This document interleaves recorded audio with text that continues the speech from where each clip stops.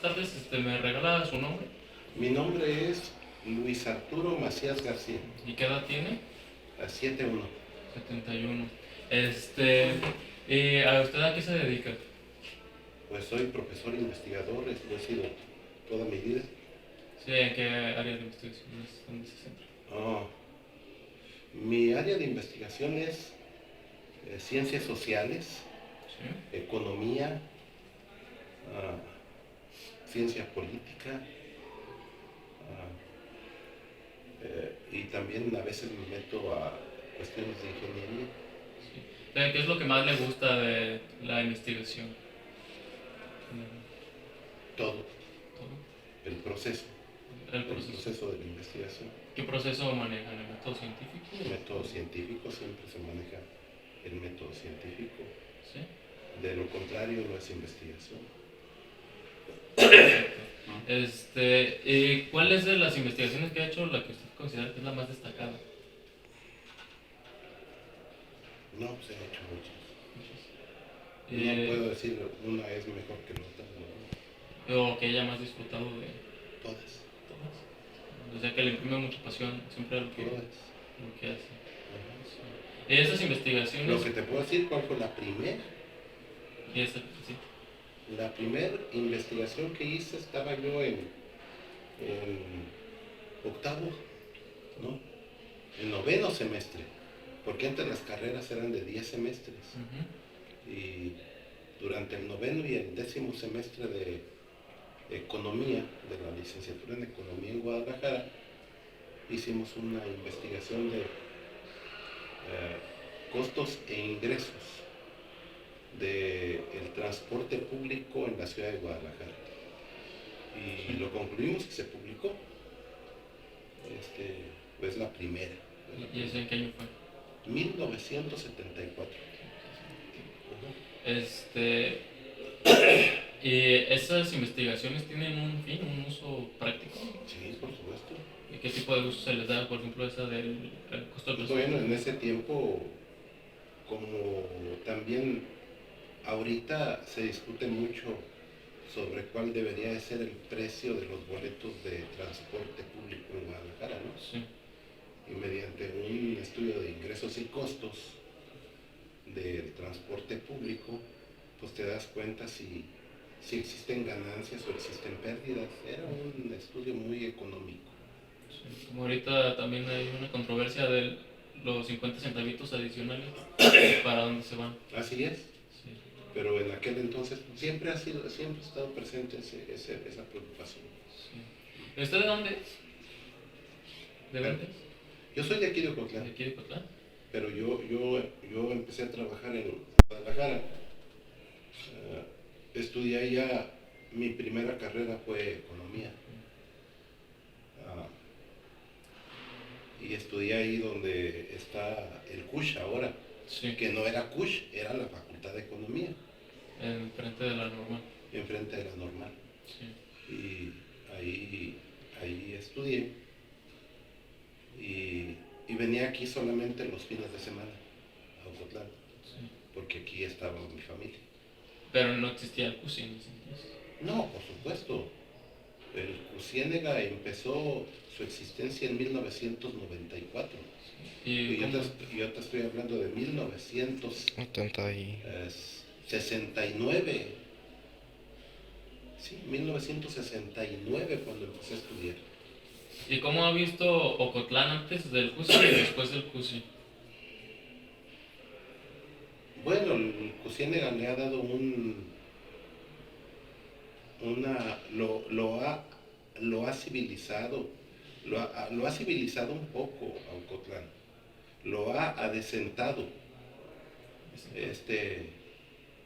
lo ha vuelto decente. De lo contrario, yo creo que Ocotlán estaría en la barbarie. Sí, así de plano. Sí, porque Ocotlán se ha deteriorado tremendamente. Ocotlán se deterioró, pero horrible. Se sigue deteriorando. ¿A qué cree que se deba eso? Cómo ha cambiado la sociedad. Y el mismo Ocotlán era otro en 1969, 70s, 80s, 90s. En ese tiempo estaba presente aquí la empresa, una empresa transnacional que era Industrias Ocotlán. No, perdón, Celanese Mexicana. Celanese. ¿Sí has oído? Creo que hacían filtros de cigarro. O sea, es otra. Pero en aquel entonces no hacía filtros de cigarro. Hacía el nylon, Ah, nylon. tela sintética.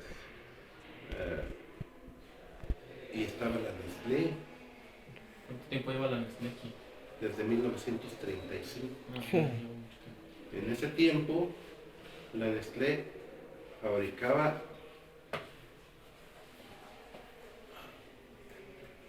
Nescafé. Nescafé. Llegaba a Ocotlán y olía puro café por donde quiera. Y ahorita ya, ¿qué producen aquí?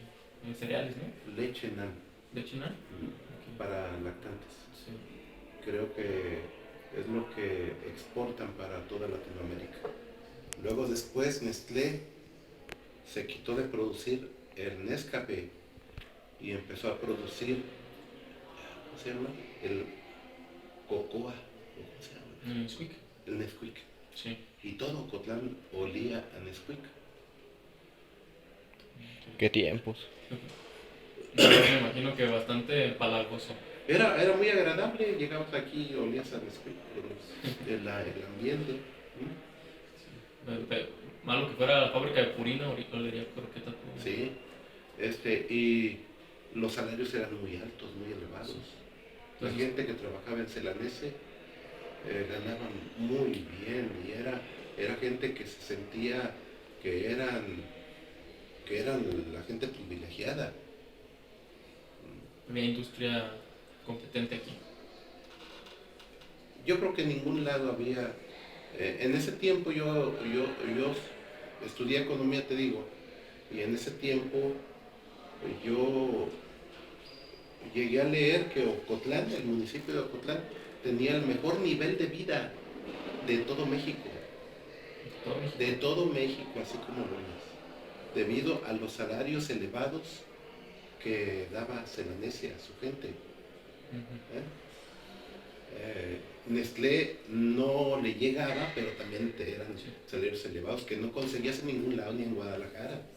Ni en Guadalajara los recibías.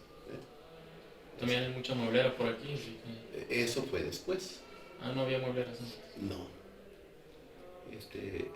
Las empresas muebleras empezaron a desarrollarse, podríamos decirlo que con posterioridad a 1980, con fuerza. Con fuerza.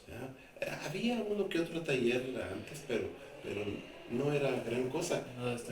Lo importante era trabajar en Celanese, era el ideal de todos. Y de las muchachas, el ideal era conseguirse un novio que trabajara en Celanese. Yo tuve un amigo, un conocido, que salía con una chamaca todos los días, los domingos, pero no trabajaba en Celanese. Y un día, regresando de los paseos que daban los domingos, llega a su casa y la muchacha le dice: oye, ¿cómo te llamas? ¿Yo? Miguel. Oye, Miguel, no sé cómo decirte. Fíjate que me anda rondando Raúl, me anda pretendiendo Raúl. Y tú sabes, él trabaja en Celanese. Tú comprendes, ¿verdad? Ya cómo competir contra eso. Sí comprendes, ¿verdad? No, sí comprendo. ¿Qué pasó con Celanese? Se abre, llega los tratados de libre comercio. Y entonces Celanese Mexicana se ve con gran competencia con empresas chinas y tiene que competir a nivel internacional por los precios. Ya para entonces Celanese ya no producía nylon, aquí, al menos aquí no producía nylon, producía filtros para cigarros. Y los chinos fabricaban eso a costos más bajos Sí. y no era competitivo. Celanese no era competitivo. Y entonces empezó a recortar actividades. La época más fuerte, cuando daba más empleos en la industria mexicana, creo que fue por ahí por 1980-85, que llegó a tener 3.500 trabajadores directos, Directos aquí en directos Ocotlán. y todos ganando bien. ¿Eh? Todos ganando bien y poco a poquito los tratados de libre comercio se lo pudieron. Y luego también hay que decirlo, los seres humanos también somos muy cabrones.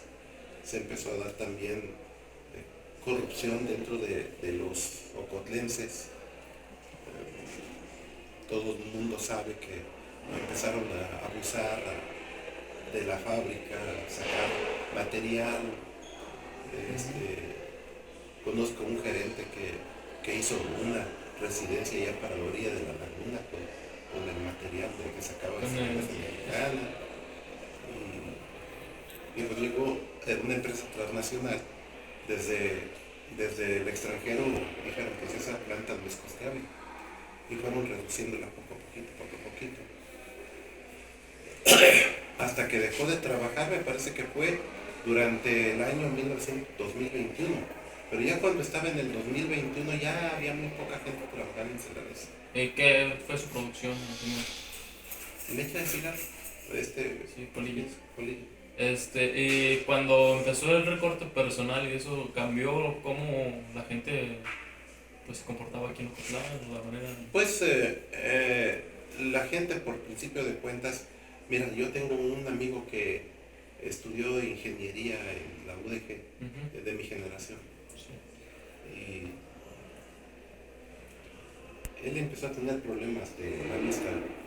Y un día lo llaman y le dicen, oye, tienes problemas de la vista, ¿por qué no te jubilas? No, yo todavía trabajo, puedo trabajar y la verdad. Luego después lo volvieron a llamar. Oye, pues estás cometiendo errores en el trabajo. Estamos considerando que dejes la plaza. No, todavía puedo, yo voy a echarle ganas y la fregada. Y ya a la siguiente no le dijeron nada. Ya está separado. Y a los que no les dijeron eso, no sé la fecha, pero hubo una fecha en que a todos los de Celanese Mexicana les dijeron, oigan, ¿saben qué? Con lo que ganas, se acabó el trabajo para esta próxima quincena, quedas desocupado. No, ya no vas a poder, ya. Pero te tengo la buena noticia. Si quieres puedes seguir, Con menos sueldo. pero vas a ganar con la mitad de lo que ganabas. Tú sabrás. Decide qué haces. Y pues la gente siguió trabajando, pero entonces ahí fue cuando Ocotlán se vino para abajo, ¿no? ¿Eso fue en qué época dice? ¿Finales de los 80? Mira, yo creo que ese bajón, se empezó a dar como más o menos como en 1985, más o menos. 85. Más o menos, alrededor de esa fecha, de ese año. Celanese también lo mismo. No, Nestlé quiero decir.